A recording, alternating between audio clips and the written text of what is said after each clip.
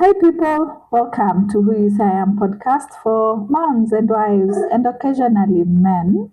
We do not discriminate. I'm your host, Gentrix, and I am so happy and so glad that you found time to tune in today. Karibu sana. If you're new here, please make sure to subscribe and follow us in this community even as we learn and grow together. Make sure to also just go back and catch up on the previous episodes that we have uploaded. So karibuni sana.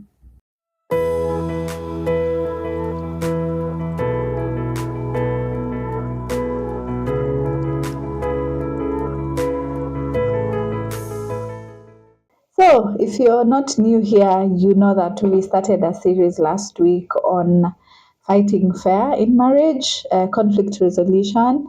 And we did a little bit of an icebreaker last week where I shared my experience with things I did think I would fight about in marriage. And this week we just take it up from there and we're gonna debunk or discuss a very common statement that people say, agreeing to disagree. What do you think? Does that exist, especially in marriage? Please tell me in the comment section below. Do you think it's okay for married people to say, oh, okay, let's just, agree to disagree? Of course, I know at the heart of it what it actually means. But I wouldn't want to, in my conversations, just throw it in there that, oh, let's just agree to disagree. I would want to view it as acknowledging that you have different perspectives, you have different preferences, and you kind of get comfortable with accommodating that, accommodating each other with your with your differences, really. Agreeing to disagree. I would want to safely say that it's okay to have different perspective and opinions when it comes to small things. Now, what are these small things? Things that are not necessarily fundamental or foundational in a marriage. For example, food preferences. Again, if you haven't watched the previous episode, you won't relate with this example that I give right now. But in my household, we kind of fight about sausages and eggs. I prefer sausages. I love sausages. My husband prefers eggs. Of course, they're the healthier option, but I mean, we won't really make a big fight out of it. We just talk about it. I acknowledge, yes, babe, you love eggs. I agree. But please, can I have my sausages as well? And once you agree on it, it doesn't become a fight all the time per se. And it's almost like, yeah, I have my own food preferences, what I love, what I will eat, what I will order in a restaurant. Like for example, my husband would really cringe if I ordered rice or chapo in a restaurant because he thinks, but you can cook that in your house, order something like a steak or something, those little things and preferences, really. You can make peace with the fact that, yeah, we don't necessarily have to be on the same page about that. Style preferences. And when I say style, I don't say compromise on your decency. I just mean things like I prefer putting on a jumper anytime, even if it's hot. And then my husband will look at me and think, really? You're not weather conscious. Like it's hot outside. Why are you putting on a jumper? And I'm thinking, it makes me feel comfortable. So, so style preferences really are not things that you need to be necessarily on the same page about or with, whatever the English word is. But again, don't compromise on your decency and your modesty.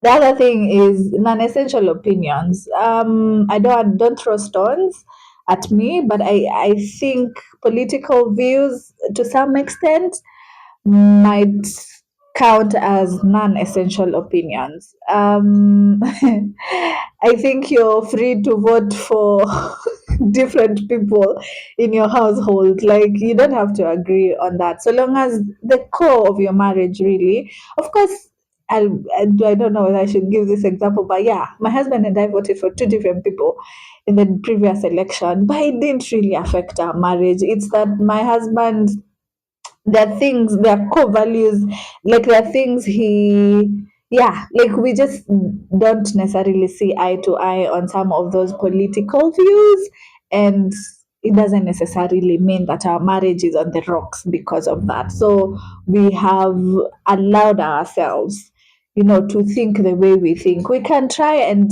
I think this is also the part where love comes in, that yes, you're allowed to sit down and reason and try to convince the other, but not with the aim of winning, Like if you get to a point where you say, is this really necessary? Is this really essential for a marriage? And you agree that it's not necessarily gonna break us, you take that direction, I'll take this direction.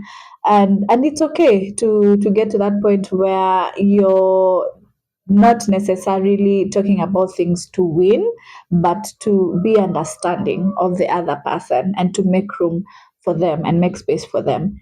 There are things, however, that you should not compromise on. There are things that you absolutely have to be on the same page on. Your faith, you have to be of the same faith. You have to have the same core values. You have to value integrity. You have to discuss and be on the same page about finances and children. There are things you absolutely don't compromise about. So talk about it. Yeah, my husband has been kind enough to offer me tea while I am speaking. But yeah, um, so yeah, where was I? Don't compromise on your core values as a married couple. Just you have to be clear on what these core values are. If you can't seem to agree, you can't see eye to eye or be on the same page on, you are allowed to seek counsel, inviting a trusted third party who can wisely guide you and counsel you on what or how to tackle the whole situation. So don't be afraid of that, because I know there's some issues that can really get heated, and all of you like take your stand on both sides and say, oh, I am right, I am right. So if you need like someone to mediate, you're allowed to do that. But in extreme cases, really, ideally, you should be able to resolve much of these issues within the home. So let me know, what are some of those things you think that we are allowed not to really fight about, but just appreciate our different perspective on. If it does not bring tension in the home, it's okay. If you have to also evaluate, is it a matter of preference or principle? Is it that I want to pursue this because I want to win, or do I want to understand? So, really, you have to weigh everything against that scale so that you're able to know that, yeah, this thing, maybe we just appreciate where we are at as individuals and move on. It's not worth the time to fight about it, or be at loggerheads, really. So thank you so much for tuning in today. I'm looking forward to seeing you again on the next episode, same time, same place. Bye.